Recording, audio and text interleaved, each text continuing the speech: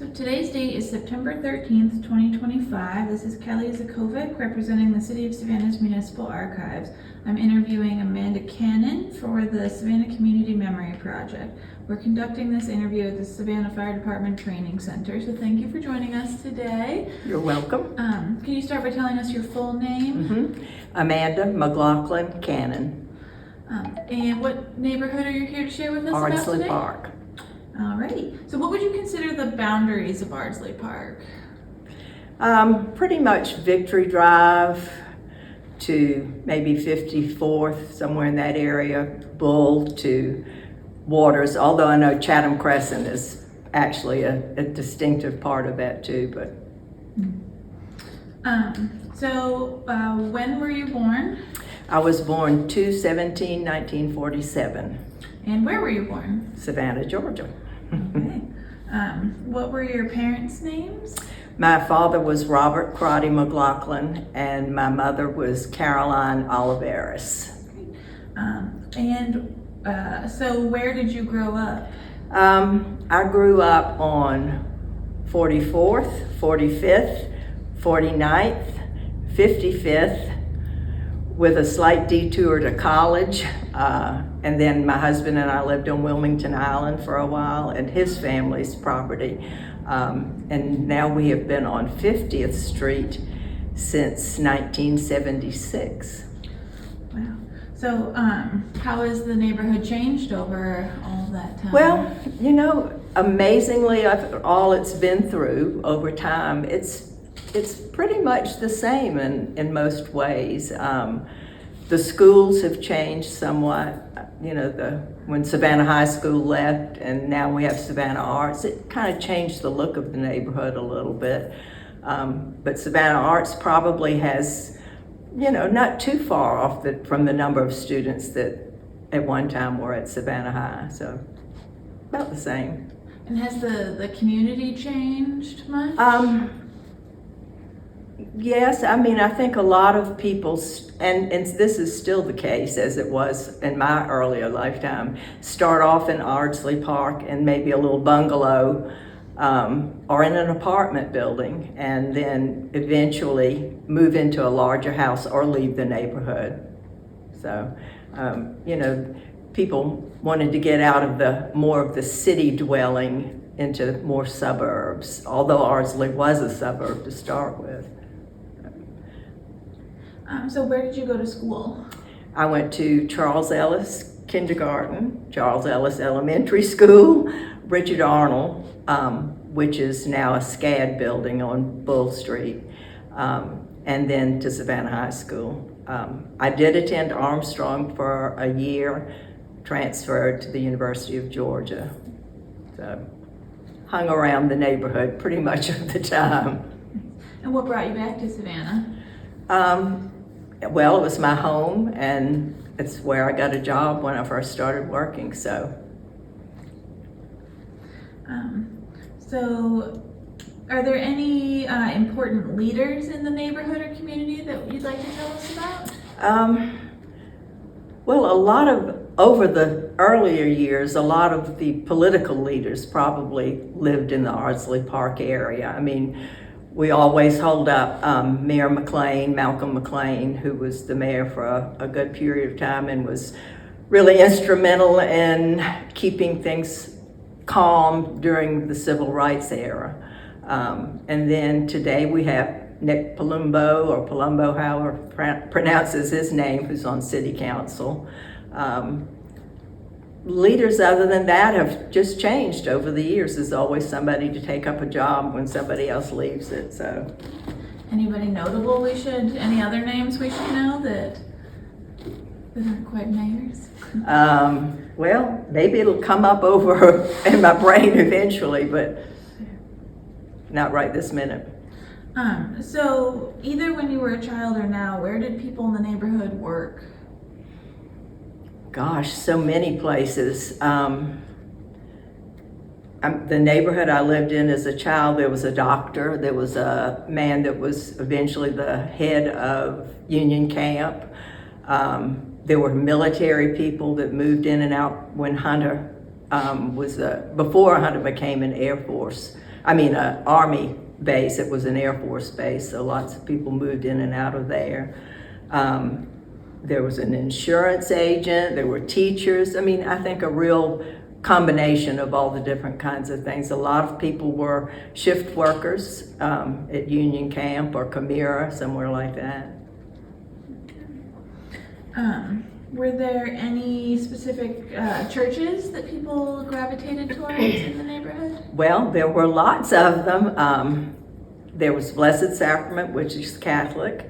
St. Michael's was Episcopal. There's First Presbyterian. There's a Baptist church on Bull Street in the neighborhood. There was 2 or 3 Methodist churches, within easy reach of the neighborhood.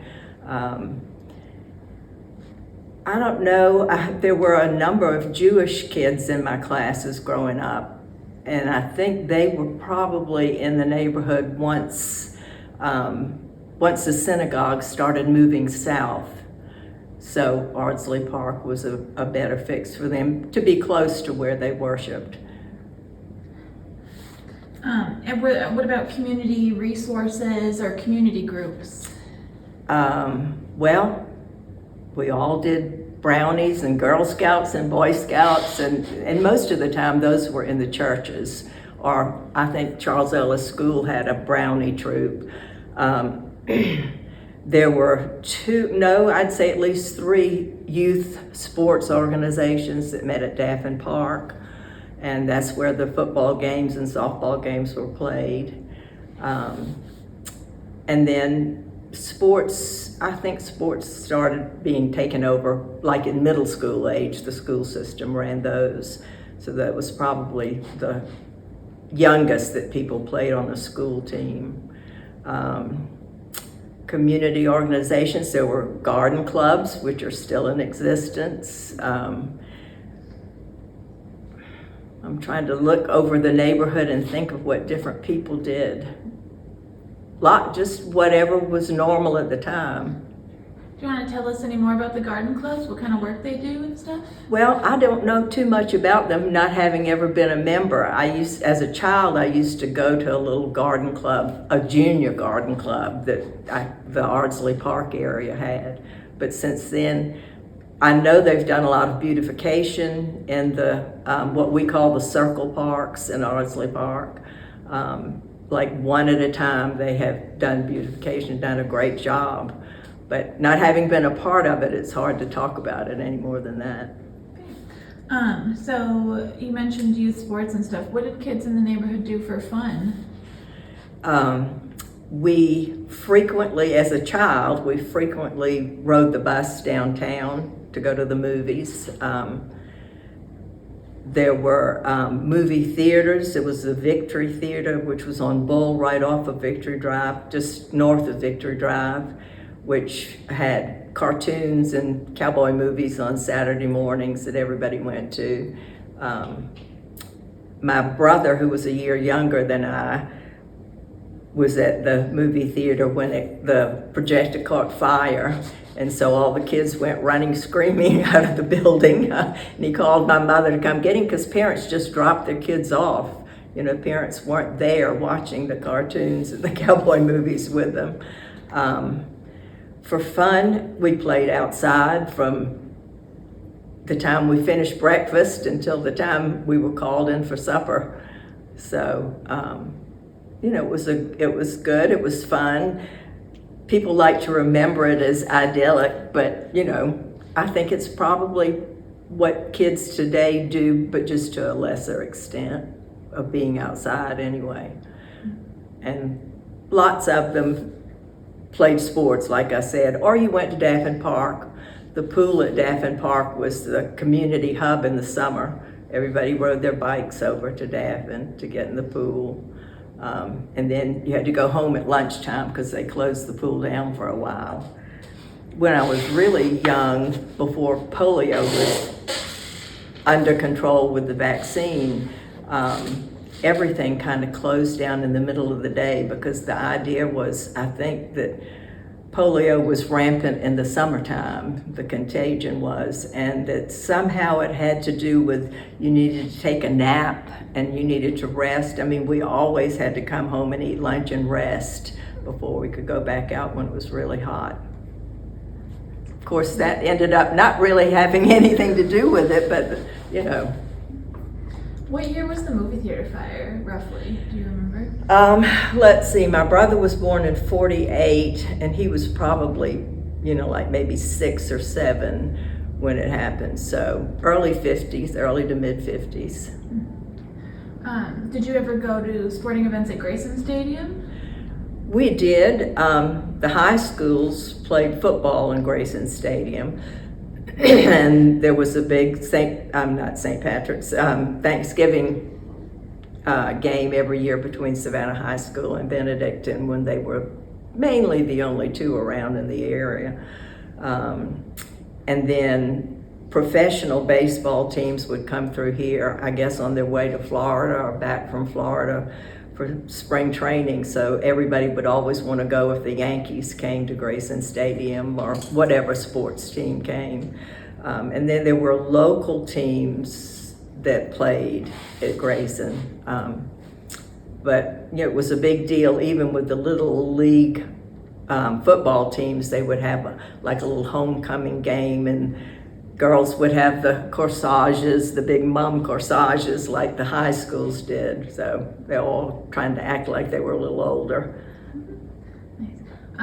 Have you noticed a difference, especially with the sand mats and now the bananas at Grayson Stadium? Interest in the area or anything? Well, the sand gnats, I think, had a small following, and everyone was satisfied with what they were doing, but they just couldn't make it last financially. The bananas, that's a whole different ball game. That's not baseball. But anyway, it's great. It's been great for Grayson to keep it alive, because there was talk of tearing Grayson Stadium down when the Sand Gnats left, and no more semi-pro teams would be, or pro teams would be out there. So it's a good thing. Put us on the map. Definitely. So were there any businesses in the neighborhood? Yes, Waters Avenue was lined with all kinds of little family businesses. There were grocery stores and a soda shop. I'm trying to think. There was Kleeman's had a grocery store, and then there was a drugstore in the next block, a variety store. I think it was This and That variety store, and then the Victory Soda Shop. And so everybody, as kids, we were allowed to walk down to Waters Avenue and go to those places, when we were in probably 5th, 6th grade. And it was fun. It was a gathering place, especially the soda shop. And those were on the south side of Victory? Yes. Waters? Yes. Most of them, well, all of them were between Washington Avenue and 51st Street. Then eventually there was a pharmacist named Whitke, and he had a pharmacy on the east side of Waters and 54th, 55th, that is now a 7-Eleven. But that was a pharmacy. That was just out of our range of where we were allowed to go, but Whitke's was kind of a center for that part of Ardsley Park.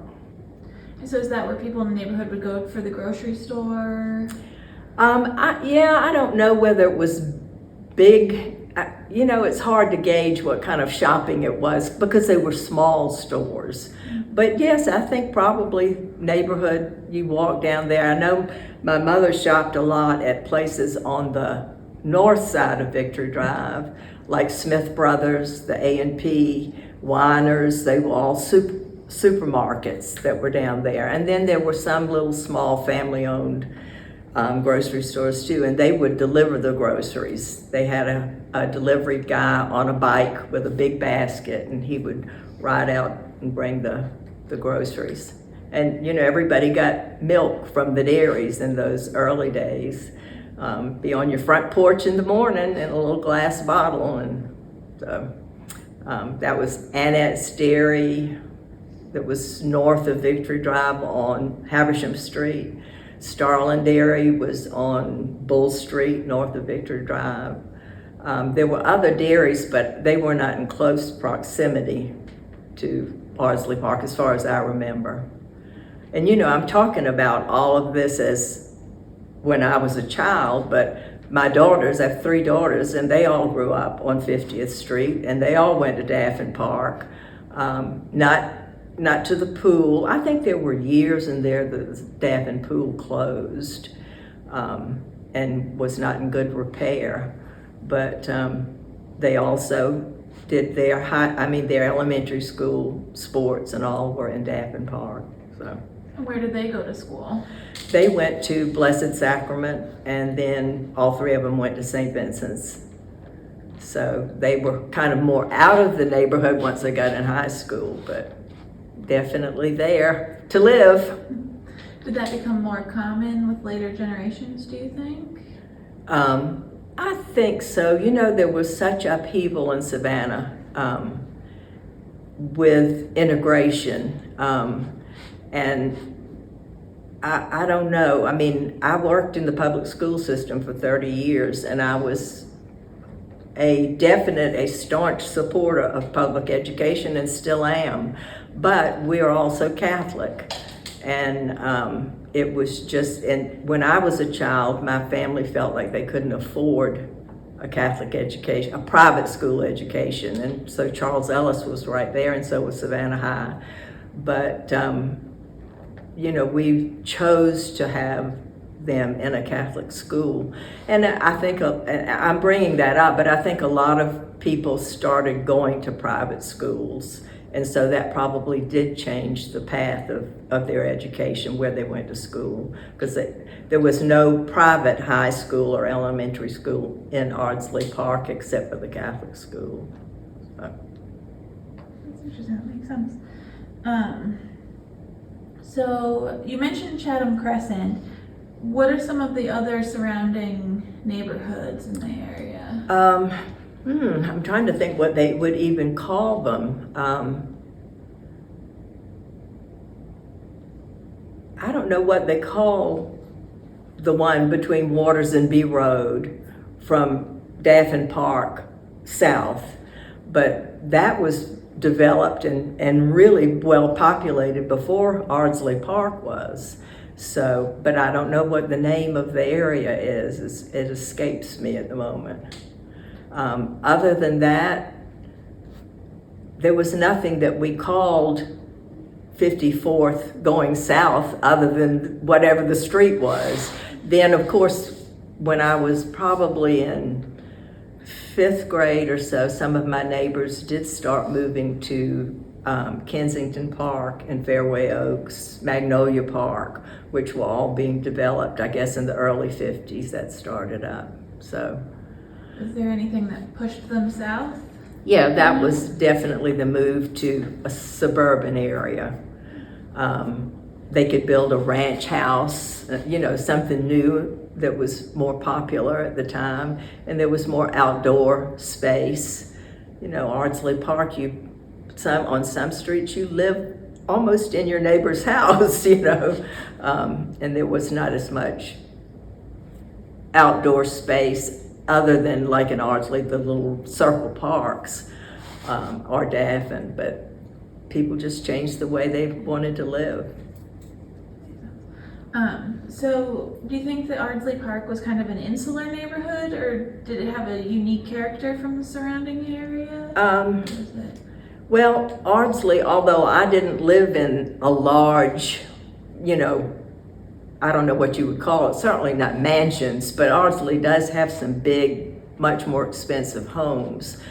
So maybe in that respect, it had a different flavor than the surrounding neighborhoods. I would say the area on the east side of Waters that's bounded by Daffin Park and B Road, that was probably more of a working class neighborhood. Smaller wood frame houses, And Ardsley, you know, although we certainly have those kinds of houses, most of the houses, I would say the majority, are brick, which was the next level up, or the next, I